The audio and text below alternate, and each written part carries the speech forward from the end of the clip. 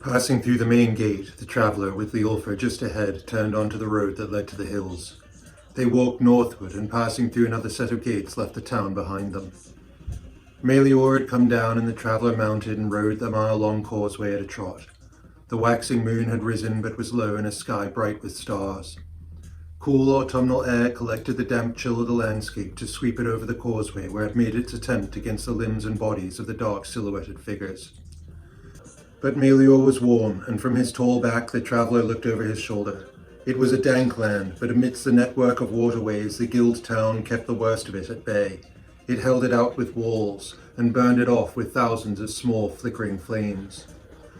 Forward looking again, Melior rose to a canter. They rode quickly along the causeway and up the dark path westwards and into the hills.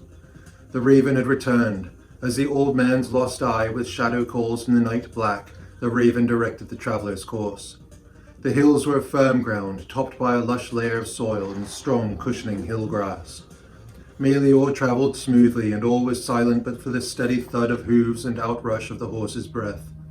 Leolfer, an effortless shadow, ran ahead and sometimes beside. Where walls arose, Melior leapt, his head pointed as lightning from outstretched neck and thundercloud body. Meanwhile, Leolfer took walls double his height at a bound.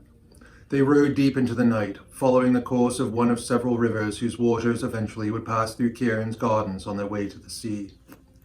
The river, lessening in breadth as they went, was quiet and calm where the ground flattened. It meandered silently like the silver snakes of the moonlit fens, only sometimes revealing position where a steepness of rock caused it to fall. Along any of the 5 rivers that met at the guild town, tracks led to other towns, but this one, beside which the traveller rode, was particular. The traveller thought back to Kieran. Little could Kieran know that of the waters that passed through his gardens, some had bathed the forms of his own mother and sister, each long lost to him. There was no way that he could know how the love of those he had lost remained with him. He could not know that it was, in part, their love that carried his boat each morning and evening, and that fed the plants in his gardens. Only in barely remembered dreams could he recall the living presence of his family, and yet it seeped into him through the water. His wife filled and guided his waking thoughts, but in his inner mind his wife was joined by the spirits of his mother and sister, and together with their soft hold on his arms they consoled him. Melior slowed to a walk and turned from the line of the river and track to join the path of another stream which climbed up between 2 hills to its source. As they climbed, the traveller felt a greater chill in the air, for by now morning was in its infancy. The moon had followed her course and had been before them for some time as she fell. Melior had turned from her gaze to the south, and they rode in the shade. The traveller could see little of the ground, but Melior found his footing without fail, and as they reached the head of the valley, he turned sharply to the northwest to climb diagonally up the steep slope of the hill. He followed the sheep paths, the only paths there, trodden into the hills over centuries. The paths ran like contour lines, and by this staircase of narrow terraces, Melior eventually reached the wide-open hilltop. Now, within the final gaze of the moon, the traveller could see the line of the hill curving to the south and then far to the west. In the distance and further to the north, tucked beneath the hills, the traveller could sense the presence of a town he knew only in dream. Released from the climb, Melior cantered an untrodden path that curved with the hill to the west, until eventually they reached a stone spur that rose from the earth like bone. Here Melior stopped and the traveller dismounted. Leolfer had arrived first, and as though knowing Melior's intention, had already scouted wide around the spur and returned to sit, to look out over a landscape of almost complete blackness. The moon had fallen and all was dark but the brightness of stars. The traveller noticed, high above and perched on the stone, the black shape of the raven silhouetted against the almost black sky.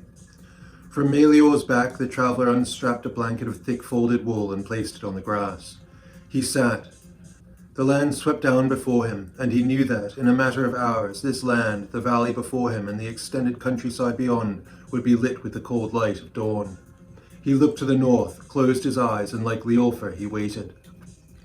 With the first light of the sun, the traveller opened his rested eyes. On this high ground, touched with frost, the air was cool and fresh. Before him, low hills glided over the land, and behind him a swathe of mountains stretched in a wide band to the sea far to the west. The spur sheltered the traveller from the steady flow of the wind.